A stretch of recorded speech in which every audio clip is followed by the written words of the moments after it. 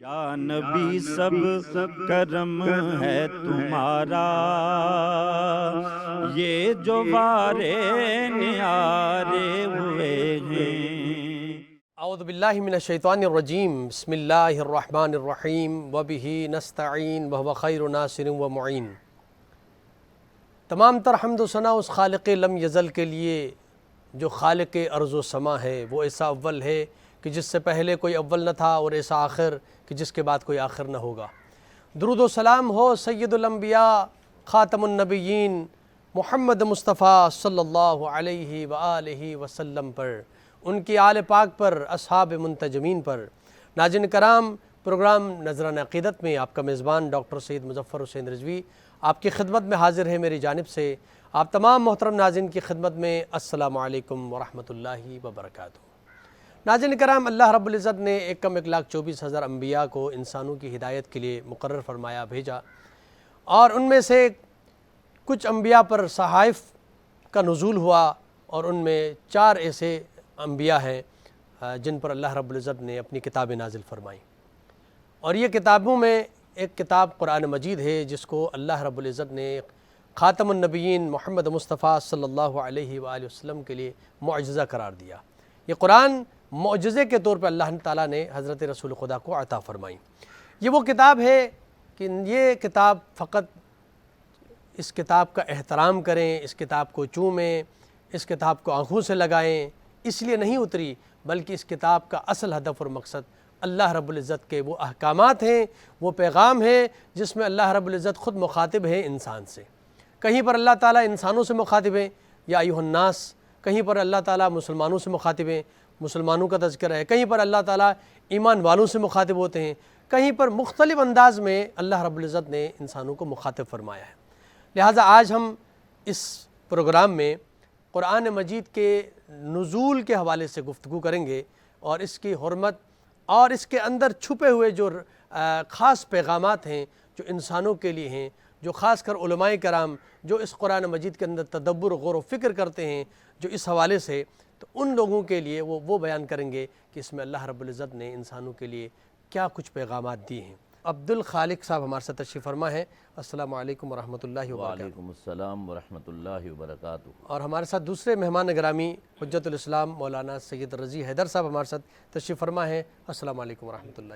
تیسرے مہمان ممتاز مذہبی اسکالر ہیں مفتی محسن الزمان صاحب۔ السلام علیکم ورحمۃ اللہ وبرکاتہ۔ ناظرین کرام، سلسلے گفتگو کا باقاعدہ آغاز کرنا چاہوں گا، اور سب سے پہلے علامہ صاحب کی خدمت میں یہ سوال رکھنا چاہتا ہوں، قرآن مجید کا جو شان نزول ہے، اس سے متعلق خالق کائنات نے کیا ارشاد فرمایا؟ اعوذ باللہ من الشیطان الرجیم، بسم اللہ الرحمن الرحیم۔ وَنُنَزِّلُ مِنَ الْقُرْآنِ مَا هُوَ شِفَاءٌ وَرَحْمَةٌ لِّلْمُؤْمِنِينَ وَلَا يَزِيدُ الظَّالِمِينَ إِلَّا خَسَارًا۔ سبحان اللہ۔ قرآن مجید جتنی بھی آسمانی کتابیں اللہ تعالیٰ نے مختلف انبیاء کرام علیہم السلام پر نازل فرمائیں، یا صحائف جن کا ابھی آپ نے ذکر کیا اور قرآن میں بھی ذکر موجود ہے، ان تمام صحائف اور سابقہ آسمانی کتابوں کی جامع کتاب ہے قرآن مجید، بے شک۔ اور تمام آسمانی کتابوں کا خلاصہ اس میں موجود ہے۔ ٹھیک۔ اور اللہ تعالیٰ نے اس کتاب کے نزول کی، اس کے شان نزول کی وجہ ہمیں بتائی، جیسا کہ قرآن مجید میں سورہ بقرہ کے دوسرے پارے میں جہاں رمضان کی فرضیت کا ذکر ہے، اس کے ساتھ ہی دوسری آیت ہے کہ شہر رمضان الذی انزل فیہ القرآن ھدی للناس وبینات من الھدی، کہ اللہ رب العالمین نے قرآن مجید کو رمضان میں نازل کیا، ٹھیک۔ اور جس طرح دیگر آیات میں موجود ہے، خاص طور پر سورۃ القدر جو 30ویں پارے میں ہے کہ انا انزلناہ فی لیلۃ القدر، بے شک۔ کہ قرآن مجید کو ہم نے لیلۃ القدر میں یعنی شب قدر میں نازل کیا، یعنی اس کے نزول کا جو آغاز ہے یہ رمضان میں اور لیلۃ القدر میں ہے۔ ٹھیک۔ اب قرآن مجید کیوں نازل ہوا؟ تو اسی آیت میں یہ سورہ بقرہ کی آیت جس میں ذکر ہے کہ رمضان میں قرآن نازل ہوا، فرمایا ھدی للناس وبینات من الھدی، کہ اللہ نے انسانوں کی ہدایت کے لیے اور انسانوں کی ہدایت کے لیے جو نازل کیا، تو اس میں واضح دلائل ہمیں بتا دیے. جی یعنی قرآن مجید کی ایک ایک آیت اپنے اندر دلائل کا ایک انبار لیے ہوئے ہے. جی اور قرآن مجید کی ایک ایک آیت، بلکہ یوں کہنا چاہیے کہ ایک ایک لفظ، بلکہ ایک ایک حرف، اور اس حرف پر جو حرکات ہیں، زبر، زیر پیش، شوشہ، یہ بھی اللہ رب العالمین نے ان کو بھی ہدایت کا ایک پیغام بنا دیا ہے. سبحان اللہ. اور بڑی حیرانگی کی بات ہے کہ دنیا میں جو مؤثر جملے ہیں یا مؤثر کتابیں ہیں یا مؤثر پیغامات ہیں، سب سے زیادہ مؤثر ترین اگر کوئی کتاب ہے تو وہ قرآن مجید ہے. قبلہ رضی حیدر صاحب آپ کی خدمت میں. اللہ رب العزت نے قرآن مجید کو نازل فرمایا، تو یہ جیسے قبلہ نے فرمایا کہ لیلۃ القدر میں نازل فرمایا، تو کیا قرآن مجید ایک ہی دفعہ قرآن اترا ہے اور وہ بھی لیلۃ القدر میں اترا ہے؟ اس کے بعد جو مختلف مقامات پر قرآن کی آیتیں اتری ہیں، تو اس کو کس عنوان سے لیں گے؟ قرآن کی عظمت کی جانب اشارہ کرتے ہوئے جو شب قدر میں نازل ہوا، اس کتاب کی عظمت کے لیے ایک تو اس آیت کے اندر ہی سورہ انا انزلنا میں جو ہم پڑھتے ہیں کہ وہ شب کہ جسے اللہ نے 1000 مہینوں سے افضل قرار دیا، اس شب کی جو فضیلت ہے اس کی جانب پروردگار نے اس طرح اشارہ فرمایا، لیلۃ القدر خیر من الف شہر. تو اس اتنی باعظمت شب کے اندر قرآن نازل ہوا ہے، تو یہ اب قرآن کی عظمت اور بڑھ جاتی ہے. انا انزلناہ فی لیلۃ القدر، یہ قرآن کے دفعتاً نزول کی جانب اشارہ ہے کہ قرآن شب قدر میں قلب پیغمبر پہ دفعتاً نازل ہوا. ایک بارگی پورا قرآن قلب پیغمبر پر نازل ہوا. خوب، اس کے بعد 23 سال کا جو عرصہ ہے حضور اکرم کی رسالت کا، یہ تدریجاً نازل ہوتا رہا.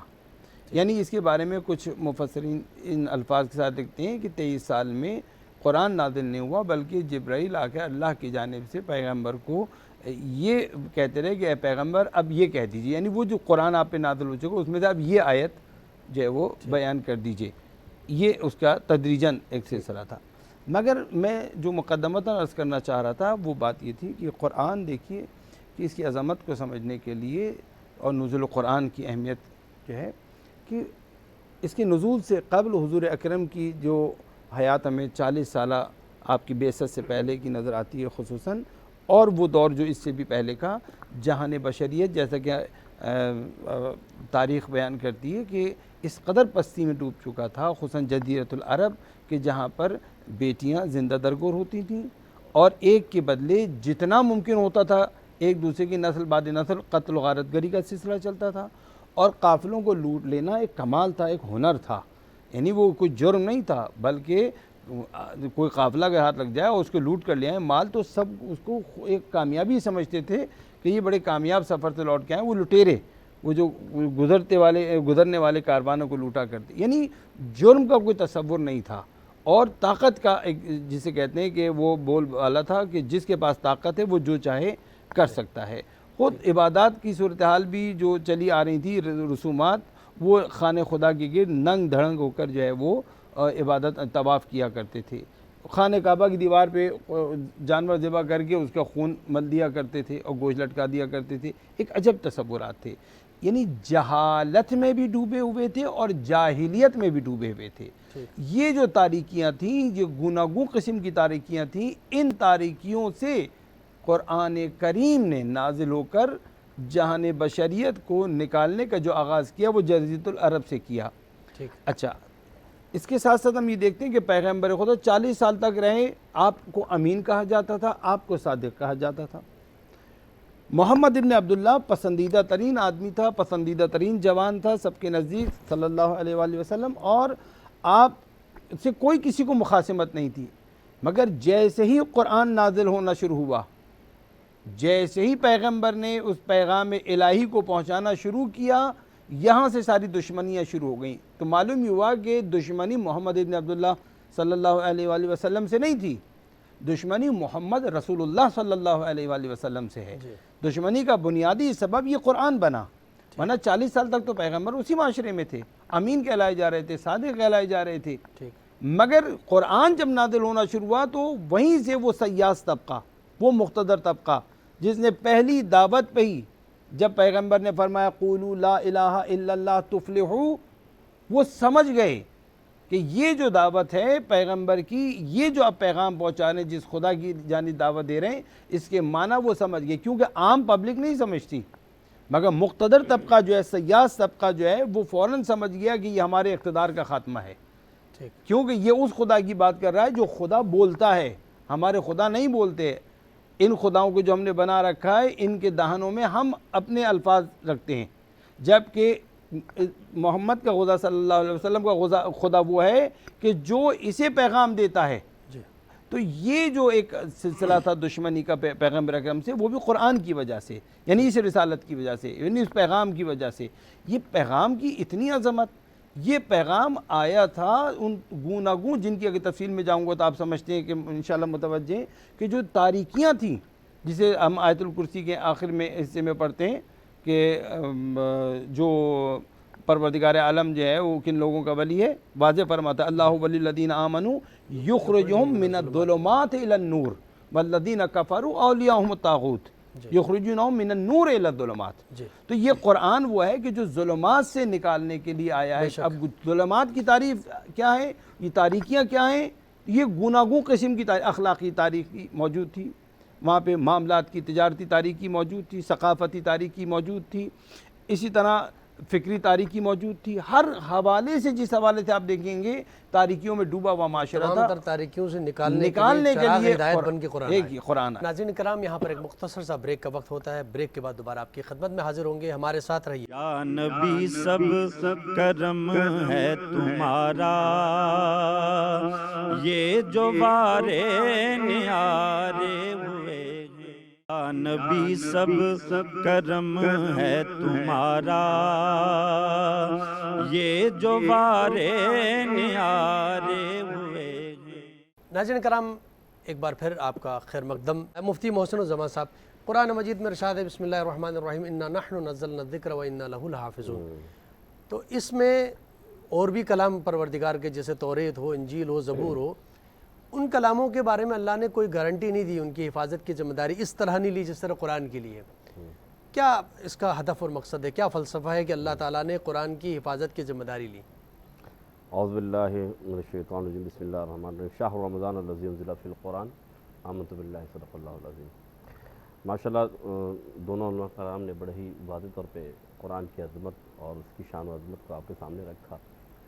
لیکن سب سے پہلی بات، اسلام سے قبل یعنی کہ حضور اکرم صلی اللہ علیہ وسلم نے جب اعلان نبوت نہیں فرمایا، حضور سے پہلے جتنے بھی انبیاء آئے ان پہ جو صحیفے اترے یا ان پہ جو کتابیں نازل ہوئی، اس میں شک کی گنجائش پائی گئی یا تحریفات ہوئی۔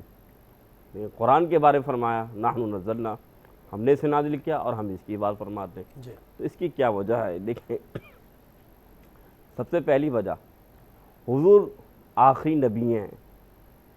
حضور لقد کان لکم فی رسول اللہ اسوۃ حسنہ، تمہارے لیے میرے نبی کی زندگی بہترین نمونہ عمل ہے۔ یعنی جب نبی کی زندگی بہترین نمونہ عمل ہے تو نبی کے پاس جو بھی شے آئے وہ بہترین ہونی چاہیے، بے شک اس میں کوئی شک نہیں ہونا چاہیے۔ اس لیے فرمایا الف لام میم ذالک الکتاب لا ریب فیہ ھدی للمتقین۔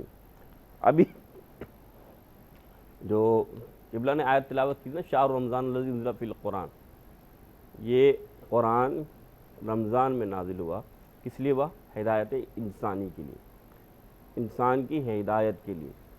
اب غور کیجئے گا، آیا قرآن ہدایت انسانی کے لیے، کب آیا؟ رمضان میں آیا۔ اس سے پچھلی آیت جو حضرت نے بیان فرمایا یا ایھا الذین آمنوا کتب علیکم الصیام کما کتب علی الذین من قبلکم لعلکم تتقون، تم پر روزے اس لیے فرض کیے گئے تاکہ تم تقوی اختیار کر لو۔ اب ان دونوں باتوں کو جب آپ جوڑیں گے نا، قرآن آیا رمضان میں اس لیے کہ ہدایت کے لیے، رمضان وہ مہینہ جس میں تم پر روزے فرض کیے تاکہ تم تقوی اختیار کر لو۔ تقوی ملے گا کسے؟ ہدایت ملے گی کسے؟ قرآن کے پہلے پارے میں اللہ نے فرمایا کیا؟ الف لام میم ذالک الکتاب لا ریب فیہ ھدی للمتقین۔ ہدایت آئی قرآن میں سب کے لیے ہے، لیکن ہدایت ملے گی اسے جو تقوی والا ہوگا۔ اور تقوی والا کون ہے؟ جو رمضان کے روزے رکھے گا اللہ اسے تقوی کی دولت دے دے گا۔ سبحان اللہ۔ اب یہ قرآن کا جو فلسفہ ہے نا، یہ بڑا فلسفہ ہے، لیکن ہدایت ملنی کس کو ہے؟ جو تقوی والا ہے۔ ہدایت ملنی کس کو؟ جو اللہ تعالیٰ کے قرب کو پانے والا ہے۔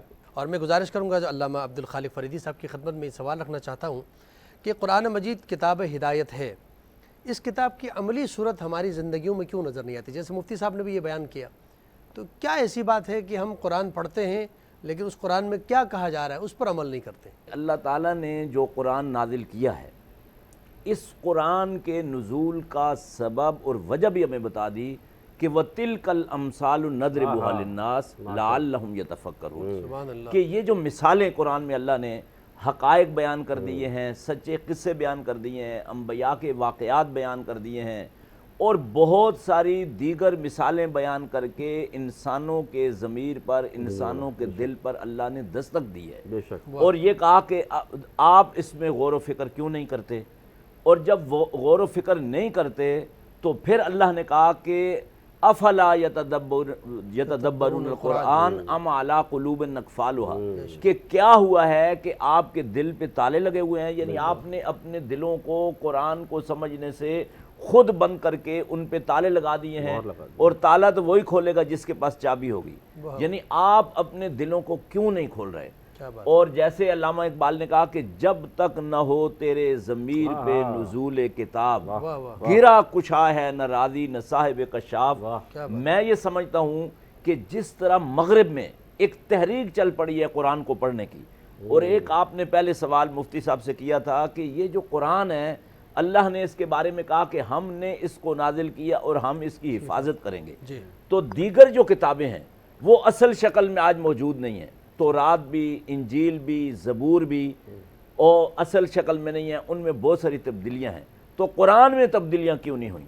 اصل بات یہ ہے کہ جس طرح رسول اکرم صلی اللہ علیہ وسلم کی نبوت اور ختم نبوت یہ قیامت تک کے لیے ہے، اور آپ کی تعلیمات قیامت تک کے لیے ہیں، اسی طرح قرآن کی جو تعلیمات ہیں اور قرآن کی جو ہدایات ہیں اور قرآن کا جو پیغام ہے اور قرآن کا جو سلسلہ رحمت ہے، یہ اللہ نے قیامت تک رکھ دیا، اور اس قرآن کے توسط سے اللہ نے اہل اسلام کو، مسلمانوں کو دنیا میں غلبہ دینا ہے، جس کا ذکر اللہ نے قرآن مجید میں کیا کہ هو الذی ارسل رسولہ بالہدی ودین الحق لیظہرہ علی الدین کلہ وکفی باللہ شہیدا، کہ تمام ادیان، جتنے بھی ادیان ہیں، سب پر دین اسلام کا غلبہ ہوگا اور یہ قرآن کے ذریعے ہوگا۔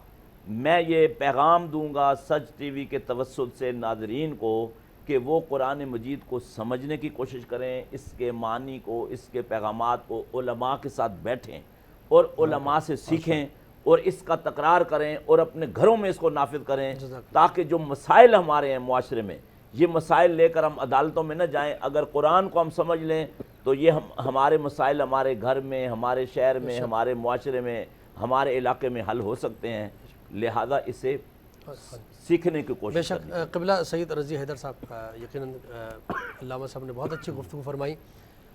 قرآن مجید کے حوالے سے جیسے اللہ کے نبی خود فرماتے ہیں کہ خیرکم من تعلم القرآن وعلمہ، آج ہمارا معاشرہ جو ہے قرآن پڑھنے والے کو وہ اہمیت نہیں دے رہا، انگلش پڑھنے والے کو، فزکس کیمسٹری بایولوجی کے ایکسپرٹس کو بہت اہمیت دی جاتی ہے، یہ سائنسدان ہے، یہ انگلش دان ہے، یہ فلاں ہے، لیکن اسی کے مقابلے میں ہمارے ہاں قرآن پڑھنے والا، حافظ قرآن، قاری قرآن کی اہمیت بہت زیادہ کم ہے۔ کیا وجہ ہے اس کی؟ قرآن کے حوالے سے ماضی کے اندر جو سازش کی گئی، یہ قرآن ایک کتاب حیات ہے، یہ قرآن نے آ کر اس زمانے میں جو انقلاب برپا کیا اور جو اس کی خود قرآن کی تعلیمات ہیں، کیونکہ یہ آفاقی بھی ہیں، جامع بھی ہیں، اور یہ قیامت تک کے لیے کہ حضور خاتم النبیین ہیں، اب کوئی وہی نازل نہیں، کوئی پیغمبر آنے والا نہیں ہے، اس کتاب کو قیامت تک کے آنے والے انسانوں کی ہدایت و رہنمائی کرنی ہے۔ لہذا جیسا کہ میں نے عرض کیا تھا کہ دشمن پہچان گیا تھا کہ یہ کیا پیغام ہے، اس وقت سے سازشیں قرآن کے خلاف ہونا شروع ہو گئیں۔ اسی لیے ہم دیکھتے ہیں کہ اختلاف ہمیں ملتا ہے قرآن کی تفسیر کے اندر، کوئی کسی انداز میں تفسیر کر رہا ہے، کوئی حکمرانوں بھی تفسیریں کروائی ہیں۔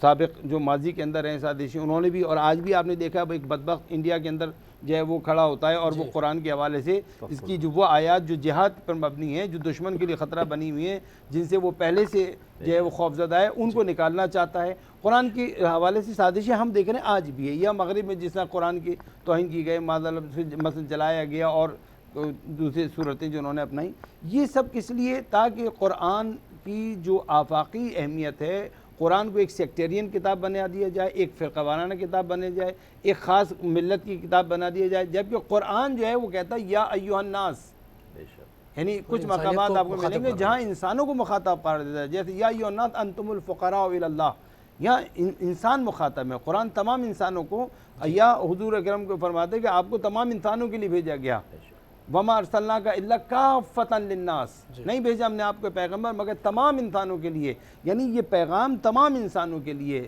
تو ایک مسلمان کی ذمہ داری ہے کہ وہ اس قرآن کو تمام انسانوں تک پہنچائے، نہ کہ ہمارا یہ ہو جائے کہ یہ قرآن ہماری کتاب ہے، تم اس کے لیے مطلب توہین کیوں کر رہے ہیں؟ نہیں، یہ اس کو احساس دلائیں کہ یہ تمہاری بھی کتاب ہے، جو تمہارے درد ہیں، جو تمہاری بیماریاں، ان کا علاج بھی اسی کے اندر موجود ہے۔ جیسے قبلہ بھی ذکر کر رہے تھے کہ مغرب کا ایک رجحان قرآن کی جانب بڑھا ہے، اور وہ آ رہے ہیں اس طرف اور مطالعہ کر رہے ہیں قرآن کا، اسی سے روکنے کے لیے آج بھی سازشیں ہو رہی ہیں۔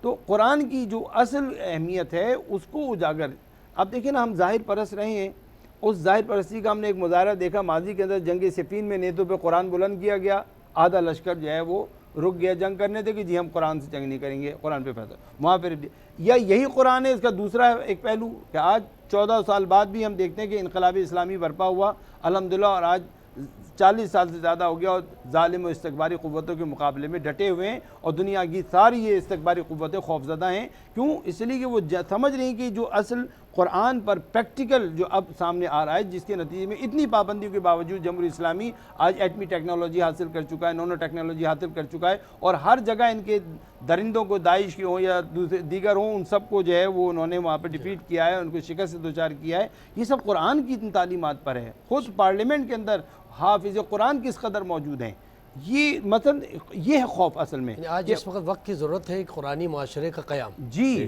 قرآنی معاشرے کا قیام، وہ معاشرہ نہیں چاہتے کیونکہ قرآنی معاشرہ عدالت پہ مبنی ہے، بے شک، اور وہ ظلم سے کر رہے ہیں۔ جی، تو میں آپ تمام علماء کرام کا شکریہ ادا کرتا ہوں، بالخصوص علامہ عبدالخالق فریدی صاحب، آپ کا بہت بہت شکریہ، علامہ مولانا سید رضی حیدر صاحب، آپ کا بہت بہت شکریہ، مفتی محمد محسن الزماں صاحب، آپ کا بہت شکریہ، آپ نے بہت خوبصورت گفتگو فرمائی۔ ناظرین کرام، یہاں پر پروگرام کا وقت ختم ہوا چاہتا ہے، اپنے میزبان ڈاکٹر سید مظفر حسین رضوی کو اجازت دیجیے، اللہ نگہبان۔ آخر میں چند اشعار بارگاہ رسالت مآب میں آپ کی خدمت میں پیش کروں گا۔ صبا مصطفیٰ سے کہہ دینا،